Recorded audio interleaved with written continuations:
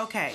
So, hi, Shannon and Dr. Doreen. Just wanted to start by thanking you both. You're amazing. God bless you both. My question is, how can I reduce the time my 4-year-old spends trying to make letters with his hands and arms and even talking about the ABCs? He'll say things like P is for Papa, M is for Mom, C is for Cat, etc.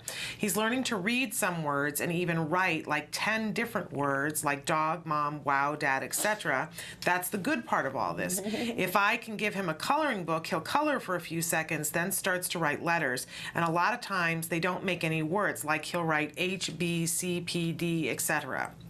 If I give him a notebook, he writes words that can be read and a lot that can't be read too, forever if I would let him. I know there's some really good things about this, and I'm just really stressing thinking about the first thing my 4-year-old talks and thinks about when he wakes up is letters. And she says help with 3 Ps.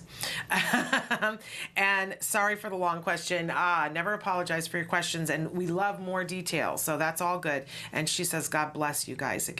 Thank you. That's very nice of you. The good news is I don't think I've ever had a child who has this, sort of attachment to letters who hasn't done well. So let's start with that. It's a good thing. Don't let it freak you out or scare you. It's a good thing because your child is probably going to develop hyperlexia and is going to be a child who can read and write and just loves the concreteness of the alphabet, the letters, the fact that there's a start and an end and they're very concrete and nothing abstract about them. So, and that's perfectly fine. What you do is, a lot of what you've been doing is good in terms of you will, essentially, you're going to increase the duration of time doing other activities. So like you said, for instance, he's coloring, set a timer, and even if you increase it daily by 10 seconds or 30 seconds more of coloring, then, within a week it's a few more minutes longer. Within a month it's 10 or 15 minutes longer, and you just do a gradual shaping of other appropriate behaviors that don't involve just letters. However, I would allow the sort of self-stimulation of using letters, but I would restrict it to a time frame. So you narrow the time during which these things are allowed to be done. In other words, you'll have a very set schedule for him, and initially, because he's doing it all the time, you'll start with, let's say, he's 4 years old, so let's just schedule about 12 hours of his day, and in the 12-hour period, I would probably say every hour he should be allowed maybe, let's say, the first and the third 15 minutes. So he's getting 30 minutes of some sort of letter type thing, so free operant conditions. In other words, he's going to be able to do whatever he wants with the letters. He can write them, he can color them, whatever, but it's restricted to 15 minutes on, 15 minutes off, pretty much all day long. That's one schedule. I mean, you can do any schedule that works for you. It doesn't have to be the same every hour. It really doesn't. It's just a matter of getting control over the time frame and getting him to understand that these times you are allowed, these times you're not allowed. And initially, the times that he is allowed are going to be higher. So he's going to have a lot more allowed time than not allowed time. And then gradually, you're going to reverse that schedule. Very, very gradually, you're going to reduce the times that are allowed and increase the times that are not allowed. And then, so sort of the red flag times and the green flag times. And then but always as you decrease this over a long period of time, let's say 6 months, but keep in mind that you're never going to really eliminate it because you want to keep it. It's a high reinforcer for him, and it'll actually end up becoming useful. It's only considered self-stimulatory in nature right now because it's so obsessive, it's so long and lengthy and time-consuming that it deprives him of attending to other things. once you start to get it to a controllable level, he'll actually start attending to other things more as well and engaging in other things. So it won't really be negative or self-stimulatory in nature anymore. It'll just be reinforcing, and it'll be important to maintain that period of time where he's doing letter activities. Don't worry about the fact that he writes letters that don't produce words.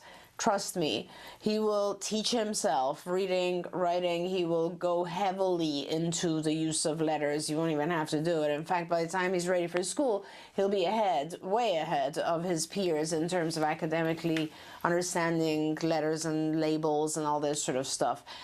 Don't be afraid of buying him stuff that's going to encourage that. Okay. Like things that have blocks with letters on them that go with objects, or matching cards that have 3-letter words and objects. Don't be afraid of that. This is something he's good at. This is something that he wants to do. Let him do it. All you're trying to prevent is him doing it 24/7. Okay. And so you're limiting the time frame. Very interesting question here. My 3-year-old son is constantly talking about letters, trying to make letters with his hands, arms, and legs. If I give him paper to write letters, I make him write the alphabet and sing the song after so he can write his letters, but in a more appropriate way. But then later on, he'll say stuff like M is for monkey, C is for cat. When he sees the letter somewhere, and even when he's not seeing them, he has a wooden letter and he is constantly asking me to give them to him so he can use them. But what I do is use them as reinforcement when we're doing some kind of learning activity. My question is, how can I minimize the time that he's spending talking about letters and trying to make them with his arms and legs? But in the same way, I don't want to just stop completely, because I feel like he'll be too anxious and stressed if I do that. Which is the right way to do it? Sometimes I tell him to stop and give him paper and then write his letters there. Plus, he's very calm when he's doing that. And we had a couple of people writing in about letters. Yeah, and somebody asked me, is that hyperlexia or is that something different? When they're obsessed with letters, and is that something different than hyperlexia? It's definitely, well, okay, so, I mean, gosh, I have so many things to say about this. We should answer their question before mine. How rude of me that I photobombed, I question bombed. Okay, let's answer her question, then we'll talk about hyperlexia. We'll talk about this in a minute. I mean, the good news is, so let's start with this. The good news is, whenever I have a child who's obsessing with numbers or letters, they tend to be highly intelligent. Okay. So, I mean, I'm just throwing that out because there's no study on this, but it's just my gut feeling that I think the majority of my kids who have been obsessed with numbers or letters end up having very high intelligence on their tests. So that's good. So it's like there's a laser. We just got to figure out where to point it, right? Yes, and I'll talk about that. Okay. And in regards to your question, which actually does kind of fit into this, is that hyperlexic kids as a whole tend to be higher IQ as well. Like hyperlexic kids always really do well because they are so hyperlexic, and we can use writing and reading to prompt them for a number of things. So, and hyperlexia is just the being able to identify sort of the symbolism of letters earlier than typical. So very good readers. These are the kids who teach themselves to read at age 3 or 2. Extremely high functioning kids. But that doesn't necessarily mean, not all kids who are obsessed with letters become hyperlexic, but I would say probably the majority do. Okay, so now what I would suggest you do, and it's funny that parents are just so intuitive about this stuff, and they just so get it, like no other, people in the field, the professionals never get it the way a parent gets it. You're the only person who thinks that, and that's one of the reasons why you're so wonderful, because nobody else gives us any credit. These are things I learned from parents and from having seen thousands of kids, Like one of my kids, if I mentioned to you just recently, one of my kids who was obsessed with letters, actually is now recovered, said, I do this when I'm overwhelmed, you know, and mom is pointing to that. It's absolutely true. You're right. A lot of our kids do the self-stimulatory stuff they do when they're overwhelmed. And that's why I've always said the word self-stimulatory is kind of a silly word. It should be more like self-soothing. Because most of the reason our kids do these activities is because they're trying to calm down, So I also don't think you should necessarily take it away, but I do agree that you should make it very sort of appear normal, let's say, fit into his or her life and society, and you should limit the time frame. That's always the success factor. So with a lot of my kids, they become very obsessed with something, and what we do is we permit it during a specific time frame and not permit it during other time frames. So when, depending on your child's functioning level, if it occurs outside of that time, then they are either losing tokens or losing access to a toy or some sort of response cost. And the rules are that you will be reinforced actually initially, so that the child realizes, well, there's a big difference. I get reinforcers if I do it from this time to this time, and I lose reinforcers if I do it anytime outside of that.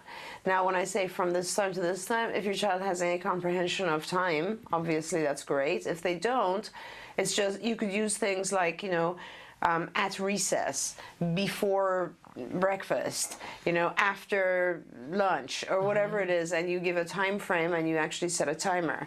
And during that time, initially you can let the child go to town on it, do whatever they want to do, but then you want to start to shape it to a more appropriate type of thing, like for instance what you've done. But hey, if your child's so much into this, just start teaching them to write. Get them those tracing pads that actually start having the child write letters, then start having words. Get them one of the electronic, what are they called?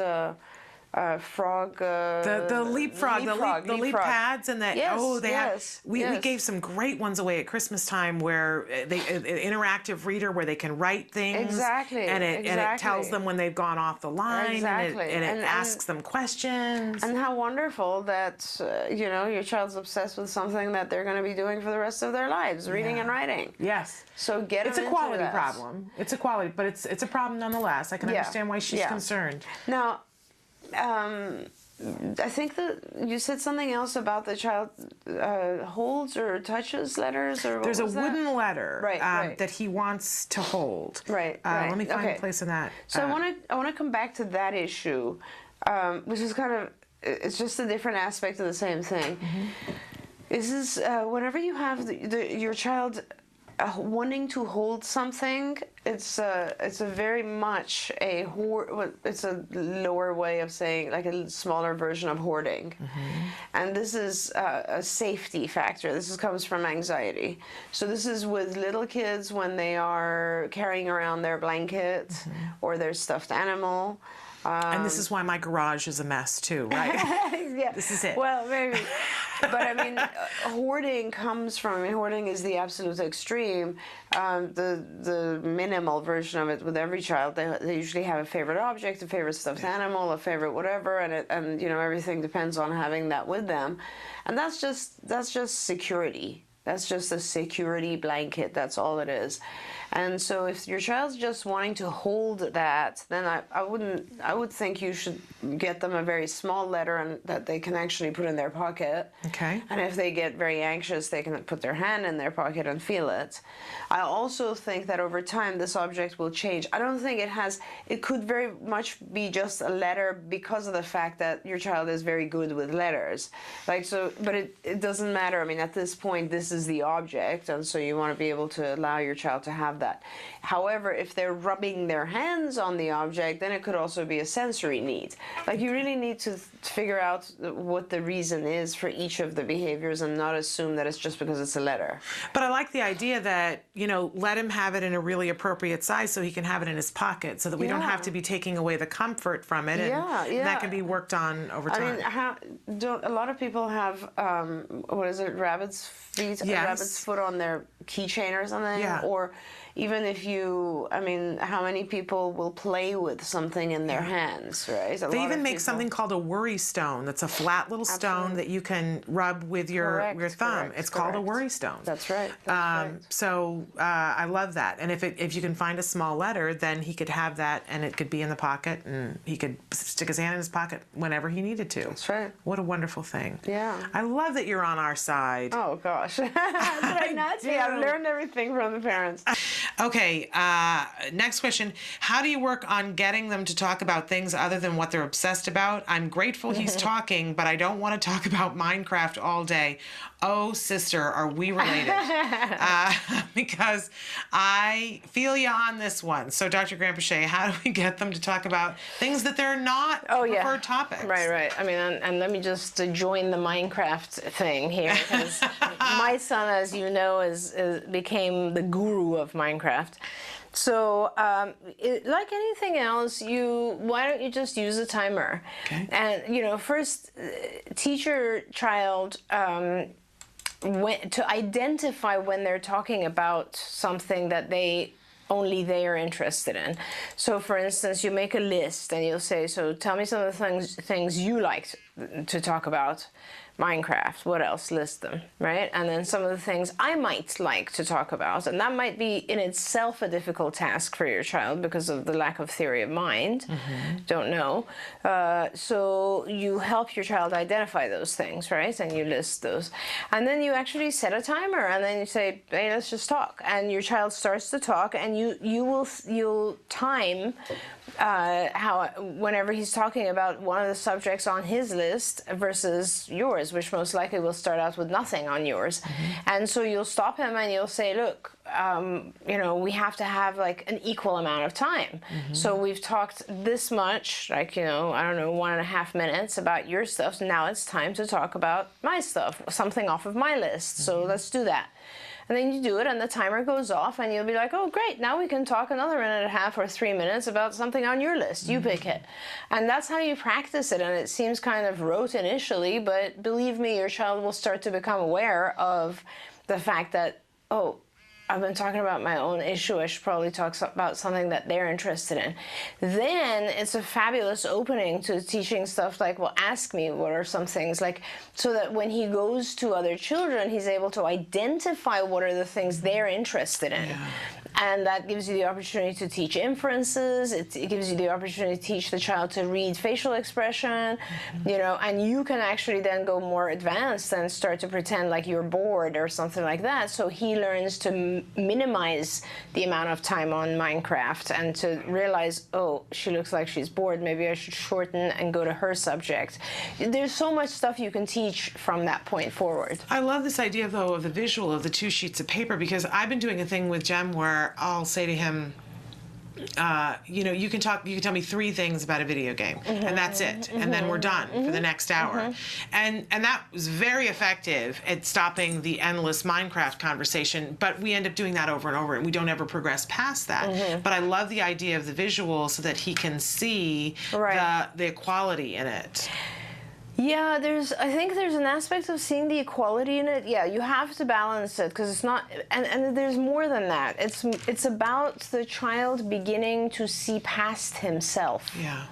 See, with our kids, they grow up, and we're very, the better trained a therapist you become as a mom, you become more and more, you allow the child more and more, it's egocentric. Like, you are paying so much attention to his issues, and at some point you really need to teach the child to pay attention to your issues. And so that is a huge lesson, and that comes with the whole theory of mind, empathy, everything. And this, being able to put them side by side is the very beginning of, I took care of you, you have to take care of me, you have to give me equal coverage. But you should it goes a little bit further, and it's more about teaching the child to kind of recognize that they're not being a good friend if they're not taking care of you. And that produces the whole cycle of how should I treat this other person? How do I like to be treated? Yeah. So important. I love all the ramifications from this that we get. So important that, because I think a lot of times we can poo-poo and go, "Oh, well, I'll just let them go on," but it really is not a service to them if we do that. And if you go on skills, if you're a skills user in the, I believe this would be in the, I'm not sure. I'm thinking it's in the social curriculum, but I'm not sure. I think this falls under social conversation, but all the lessons I just mentioned are in skills. I don't know if we have it in the visual form format I said, but exchanging communication or all that sort of stuff is in skills, and you can, staying on topic or changing topic, paying attention to the other individual's facial expression, all that sort of stuff is there. Yeah, really remarkable. That social language curriculum is insanely wonderful. It's good stuff. It's great for anybody to read through. I'm still learning things from it. Who am I kidding? I learned, past tense. I'm learning from it. Okay, longer question. My son is 5 years and 10 months old. He recently became obsessed with looking out the windows, mainly watching cars coming and going from our neighborhood. This happened before, and unfortunately I did not get a chance to take data on it, but it did eventually fade and then go away completely. Now it's back. We did an FBA. It's definitely automatic reinforced. Last time we did a lot of blocking, but this time around when it started back up, we just let him do it because it's not hurting anyone. My question is, should I continue to let him do it? It's only happening at home, and besides him not requesting to open the blinds or curtains, it's normally not a problem. On occasion, he will have meltdowns when certain cars leave the area screaming, "Black car, time to go bye-bye," while moving towards our front door and attempting to leave. Him requesting is an easy fix, and we are fading our prompts. Now he is almost independently requesting to look out the window. So interesting, it's kind of right? Cute. Yeah. I mean, to me, if he's to me, he seems bored. To me, it seems like this is something that's of interest to him, and he's almost interacting with it. He's kind of curious about what's going on out there. I don't know if he has enough activity inside. So I guess the few things that I would point out about this is that make sure, I would probably leave it alone as long as it doesn't increase in time. So in other words, limit it to a certain healthy time frame. Like, you don't want your child looking out the window at cars for half an hour every day or an hour every day. It's okay if they do it in 2 15-minute segments, I suppose, but not if it's like a straight half hour where they won't do anything else.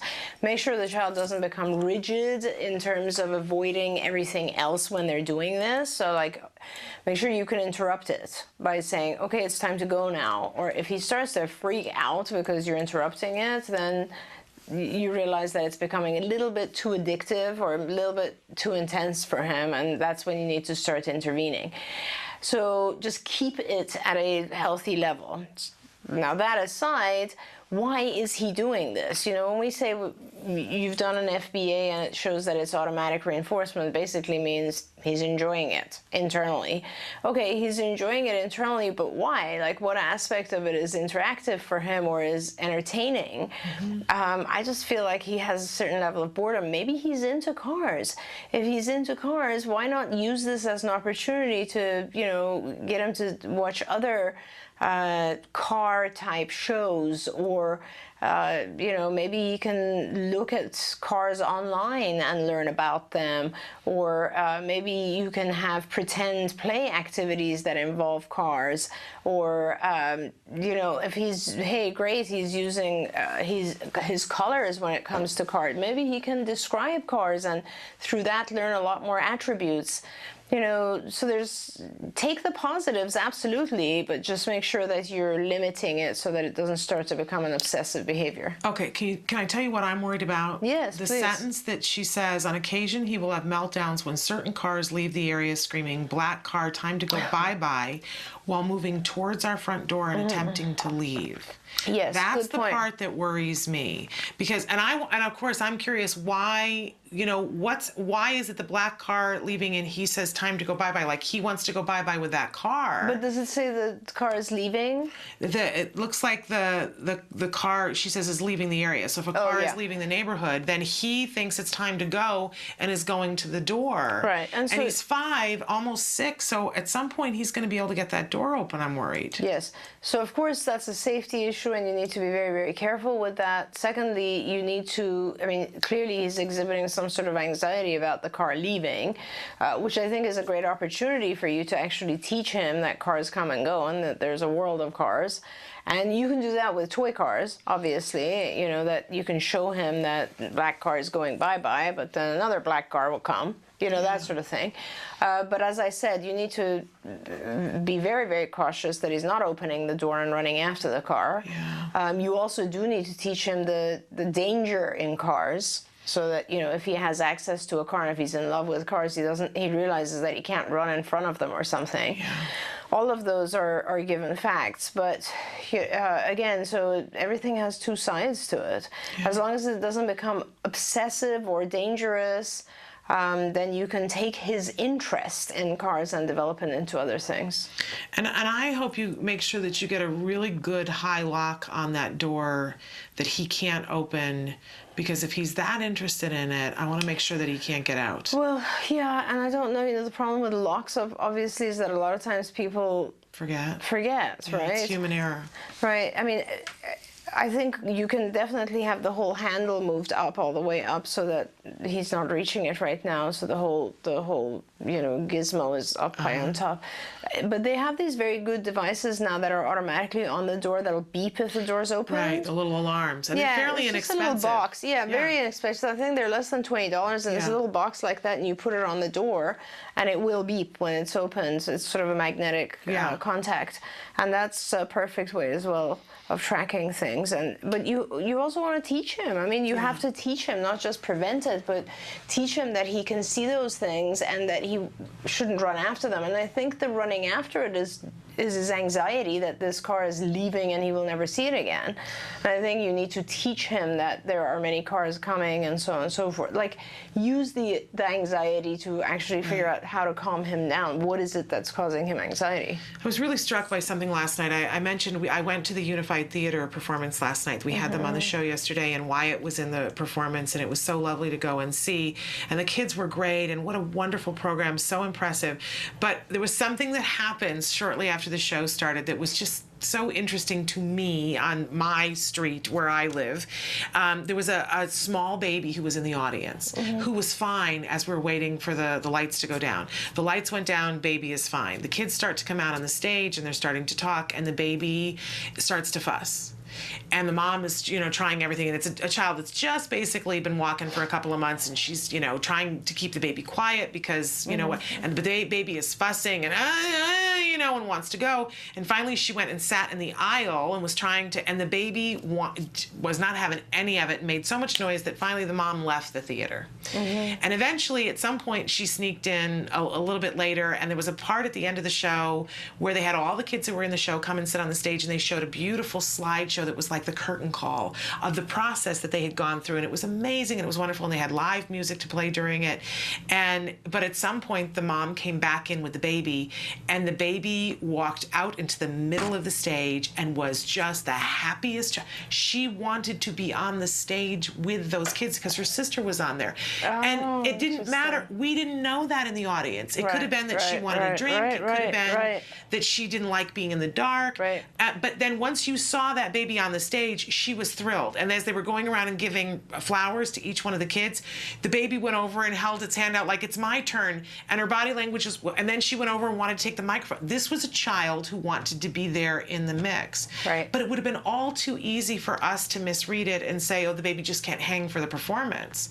Not at all. She was Baby wanted fine. to be in the performance. But you know, and it really reminded me about, until our kids have functional communication to tell us what they want. But it is so like when they're frustrating. babies. It's just like when they're babies. I mean, your child does something. With my kids, I know I would sit there and I'd give a million options. I'd be like, yes, black car, bye-bye, or but what? So what? Another car's coming back, and I'd keep talking until I'd see my child's reaction change, and then kind of like, oh, okay. And I think we can't make assumptions. We have to recognize that our children are behaving the way they are for some reason. They're trying to tell us something, you know, and it's important to try to figure out what that is. Because in the meantime, especially whenever we look at elopement and wandering, that a lot of, not all the time, sometimes it's to get away from something, but sometimes it's to go to something. Definitely. It's to go after something because they like the way it looks or is, or they don't want it to disappear, or they don't have the concept of object permanence, that something's gone but it's it's not gone for good. You know, Right, it's still it's right. permanent. It's there, and those types of things are very, very important because they can be pretty disturbing. I mean, Yeah. this is like what leads to kids who have separation anxiety. They think when their mom walks away, she's gone for good. Yeah. The concept of I will see her again in 10 minutes doesn't exist. And, you know, you should teach your child those things that will help them calm down quite a bit. They've written in some more. She says, my son picks that same black car because it's the same not make model as my car. He is also obsessed with another car that is navy blue that is the same not model of my car. Even though our cars look different, he has managed to figure out that they are all the same make. Interesting. Same make, not model. I see. So it's the same type of car, but not the same model of the car. Interesting. Right. So this is what I love about our kids. So like it's a Honda or something, Right. or like it's a Mercedes or whatever it is. And so basically your child is, that's very interesting. That could mean a lot of different things. Yeah. You know, I'm wondering if you were, first of all, I have so many thoughts. I love our kids. They're so fascinating. They're just so fascinating. And someday you're going to be able to look back and talk about this and hopefully know exactly what it is. And he'll be able to tell you. But until then. Absolutely. So, first of all, so clearly your child is one of those kids who memorizes very interesting facts. So, you know, get him engaged in other aspects of sorting. This is basically sorting. You know, these are all Mercedes, these are all Hondas, these are all whatever, Toyotas, and so on and so forth. And that's cool. That's an activity. And it's actually a cool activity for later in life. Like I can see my son now who's 15 and all of his buddies, it's all about cars, right? Because they're at the age where they're getting cars, and everybody, my son knows, I throw out a name, he'll know exactly what year, model, whatever it is, you know, it's crazy. So, so that's an activity that your child could engage in separately. The fact that it's the same make as your car, I don't know if he's artistic. Does he like the logo? Is that what's attracting him? Or is it simply that it is your car? Does he panic because he thinks your car is leaving? I don't know. There's so many different... Are you there when he panics like that? Yeah. Has your car ever been driven away with you at home? Like, and what attached that happened? Right, you know, right. Did he miss out on something because the car drove away once? You wonder. There is a reason, though, that would make sense to us, that he's sort of trying to go. It could be something as simple as a puzzle piece is missing now, because all the cars with this particular make are in the neighborhood and all is fine, and now it's gone and there's an empty hole there. It could be something as simple as that. You really do need to find out though what it is, because you need to be able to teach him that it's okay. Right. So that he doesn't try to run after it. Right. You know, and that's very important. So our jargon for today, you can see it there on the board, is perseveration. Now, I don't know about you. I probably heard this term before my child was diagnosed with autism, but I don't think I dwelled on it. And it wasn't something that I heard people use in conversation. It just wasn't. I always heard that we want to persevere, right? That being able to persevere was something that was good and a skill that would serve you well. Then suddenly when my son was diagnosed with autism, I would hear people talk about he's perseverating, he's perseverating. So what does this mean? And is it something negative or is it something positive? Or is it like a lot of things, it could be what it could be? All right, our actual definition for perseveration is a failure of the brain to switch ideas along with the social context, often resulting in a pathological and persistent repetition of words or gestures after they have ceased to be socially relevant or appropriate. Ooh, that doesn't sound very good, right? The very wordy definition, and you get bogged down, oh, it's a failure of the brain. Oh my gosh, sounds like a really horrible, horrible thing. Let's take a look at our working definition so that we get a little bit clearer picture.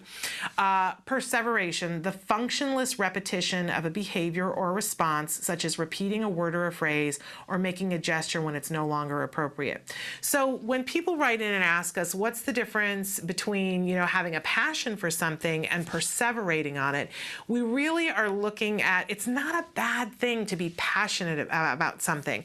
Let's say that you love Buzz Lightyear, because a lot of our kids do. They love Buzz Lightyear, and it's something that, they're playing and they're talking to other kids and they're talking about Buzz Lightyear. That's being passionate about something. They see Buzz Lightyear on the television and they're excited about it. We don't want to squash that passion, right? We never want to squash passion. But for some of our kids, they can get into a loop where all they can talk about is Buzz Lightyear, or fill in the blank of whatever it might be, and they can't get out of it. So they'll go up to another child and they'll start to talk about Buzz Lightyear, and there's a portion of the conversation that serves a purpose. They're talking about Buzz Lightyear to the other kid, and the other kid goes, I love Buzz Lightyear too, and it's wonderful. But then the other child might move on to something else, and sometimes an individual who's perseverating can't. They get stuck in it, and now it's no longer serving a purpose, and it becomes more of a liability to them. So when we're talking about perseveration, this is what we're talking about, when it no longer ceases to serve a purpose or be socially relevant.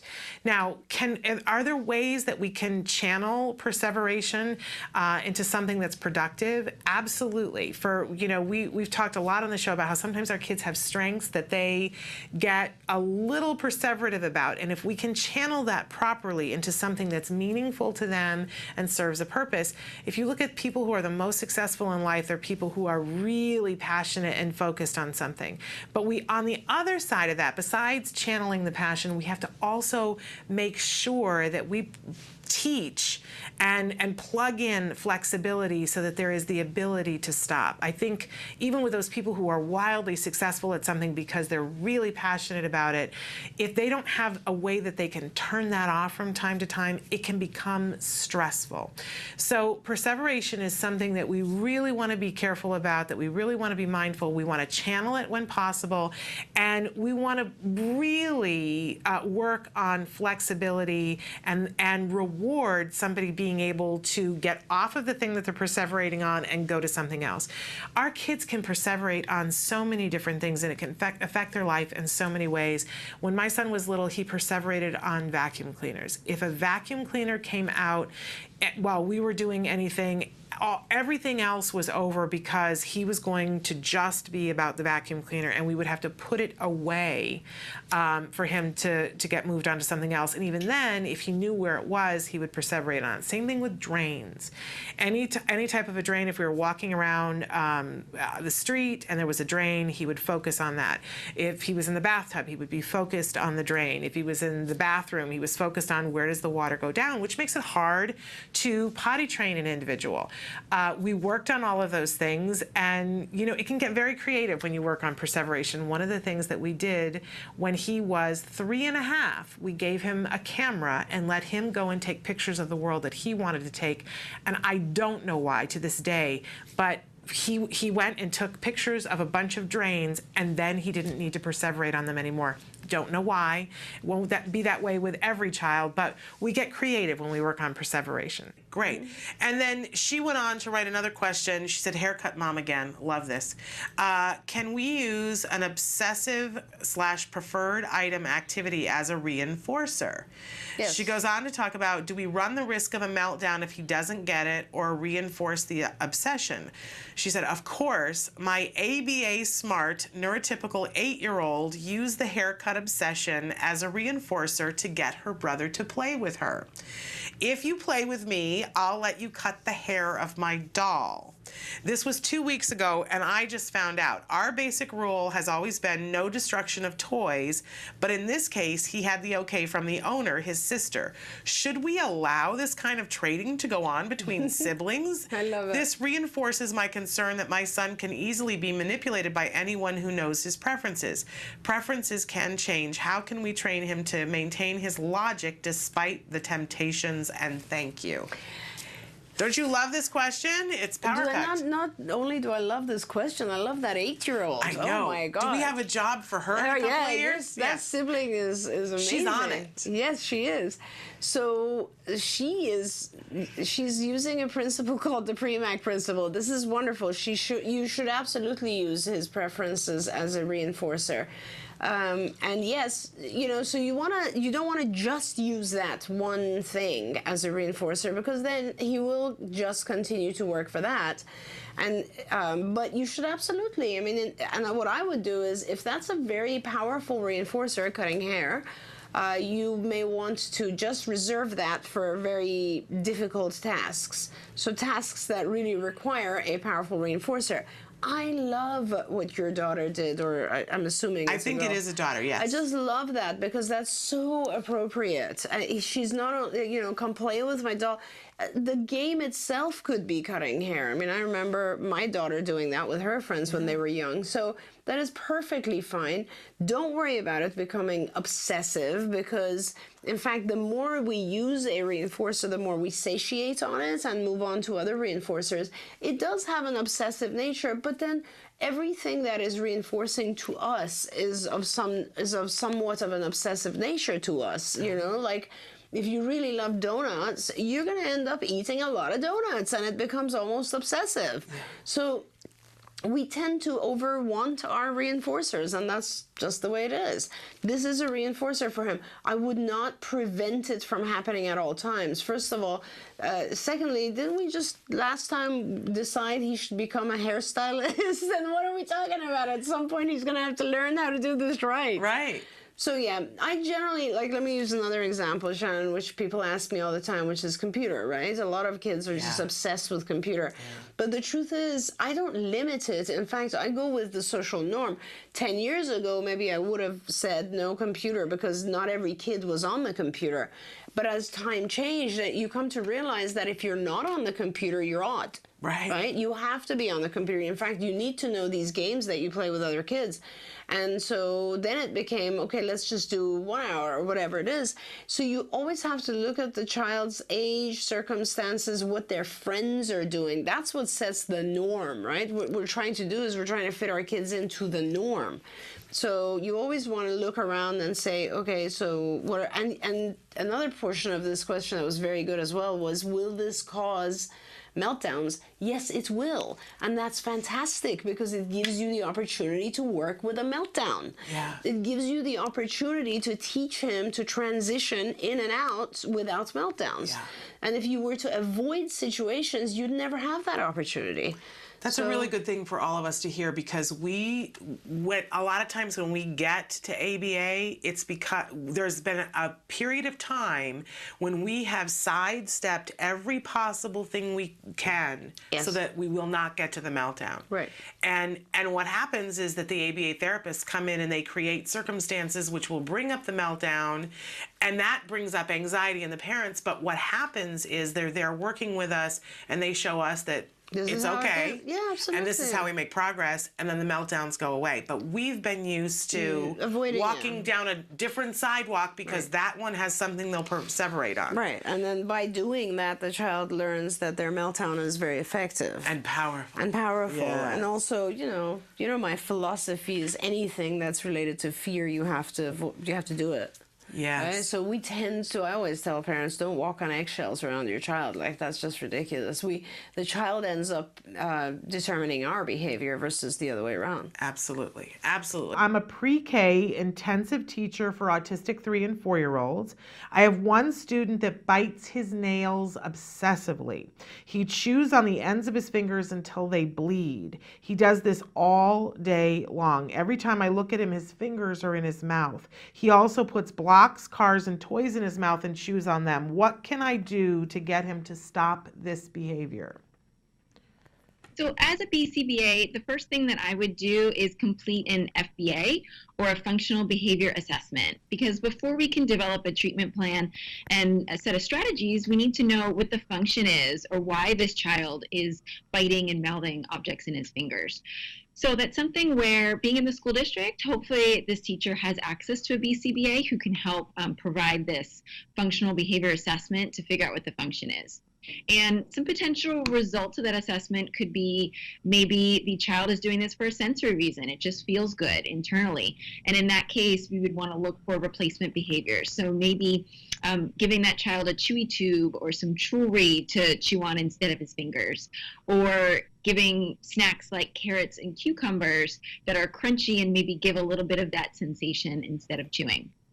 Another option might be that this behavior serves an attention function. So maybe the child's trying to get attention from others by biting his fingers and nails. And in that case, you would want to teach that kid to gain attention by tapping others. In the meantime, while you're waiting for an FBA, that functional behavior assessment, there are a couple things that you can do. What I would suggest is looking for times when the child isn't engaging in that mouthing and biting behavior. And it sounds like it's happening really often, so it might be hard to find those times, but maybe even if it's just snack time. Okay, his hands are out of his mouth when he's eating. That's something that you can build on and work on, and you would want to work on giving that child a lot of praise, a lot of reinforcement, a lot of good things when his hands aren't in his mouth, and then start building on those opportunities. Say, for example, the child doesn't put his fingers in his mouth when he's playing with blocks. You can give him blocks at other times and encourage that appropriate behavior. Next question. My 4-year-old has autism and he's high functioning. He is currently obsessed with his toy trains and stims with them by watching the wheels and by repetitively moving them back and forth. Yeah. He will do this as much as he can. Should I remove them altogether, or what would Dr. Doreen suggest? Yeah, I would probably at this point remove them altogether unless there's someone there who can actually teach him how to play. And this is very, very common with our kids. A lot of our kids, when they first come in, the play with cars is like this, you know, where they're looking at the wheels, or it's like this, where they're turning the wheels. And that is repetitive, rote, stereotypical behavior, self-stimulatory behavior. And we stop it. And every time the child does that, we just simply say, no, play with it right, and put it on the ground and start to teach pretend play and actual play going up and down bridges and roads and so on and so forth. So unless there's someone there, I would try to get rid of things with wheels just for now.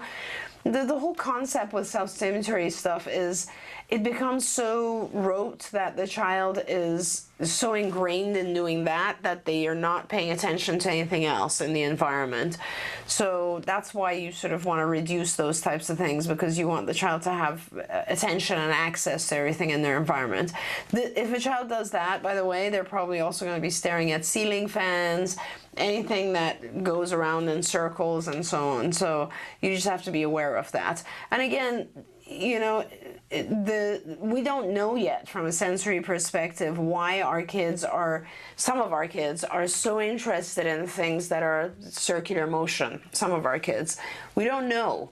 And so having said that, you know, if the child is able to minimize their need to do these types of things to very, very discrete periods of time that are limited, and they're easily redirectable. Excuse me. So in other words, they're not spending their whole day doing this, then I would say you don't stress out about it too much, because it's fulfilling some need that we're not sure about yet. But if it starts to prevent the child from paying attention to anything else, if the child gets upset when you try to interrupt this pattern, if the child would rather do this than look at a person or interact with a person, then yeah, you would want to try to eliminate that. Okay. All right, and I got to pick which one. Okay, hi, Dr. Doreen and Shannon. My 4.8-year-old son loves playing pretend doctor. He has a toy doctor suitcase that he plays with every day, and I do mean every day. It's great because he uses his language and even says, now is your turn to be the doctor. After he's done being the doctor, I put the toy away, but it's visible. So since he can't reach, he'll say, I want my doctor's suitcase. Sometimes I hide it and he'll start asking for it. When I tell him I don't know where it is, he starts getting upset and saying, oh no, is it lost? We need to find it, etc. I feel like it's so routinely is the first toy he asks for every day, and sometimes plays with it twice a day. He plays with other toys too, but most of them I have to make him pick. Should I be concerned about him being obsessed with this one toy? And thank you so much. I love the show. We love you. Yeah, we do. That's such a cute question, too. I can just imagine this little guy insisting on his doctor's suitcase. That's adorable. Get it on video. Yeah, seriously. Oh no, we have to look for it. That's just so cute. But that's sorry. sort of problem solving, right? It is absolutely. I mean, this is choose your. I mean, talk about this is a fabulous Quality situation. Quality Lord, problem. I love it. Yeah, and I apologize that I'm laughing because I know in the moment you're probably pretty worried about it. But I just think that some of the things our kids do are so adorable.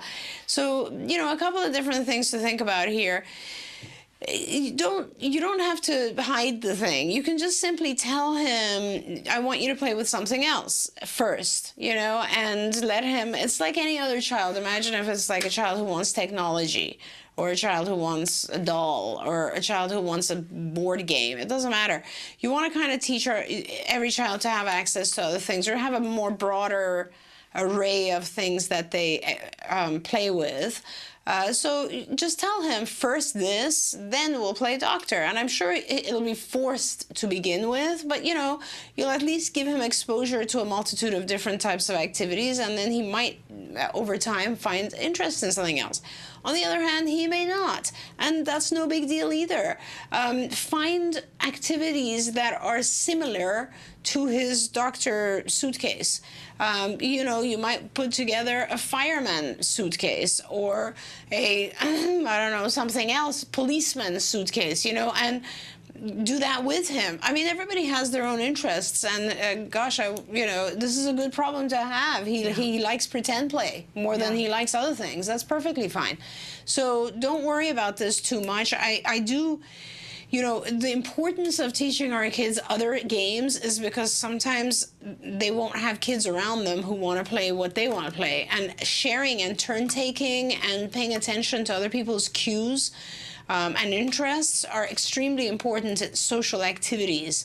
So the best way, sounds like he's very high-functioning, give him a multitude of new types of suitcases, so he has an array, and then also give him a lot of other things that are not suitcases, so he has to learn to deal with those as well, and then have him practice those with other kids, so he's doing an equal balance of both. Okay.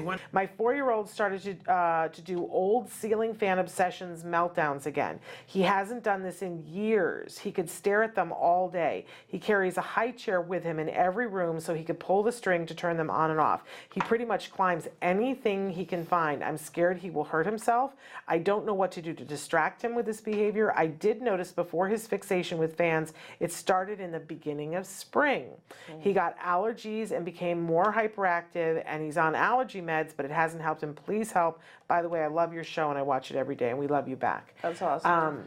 Yeah. I hate to tell you this, but when anything turns into a habit, you sort of have to block it and then gradually re-expose the individual to environmental factors. So, like, in other words, what I'm saying is we have to prevent him from doing this, and then we can actually gradually put him around ceiling fans under controlled environments, and not allow him to obsess on them.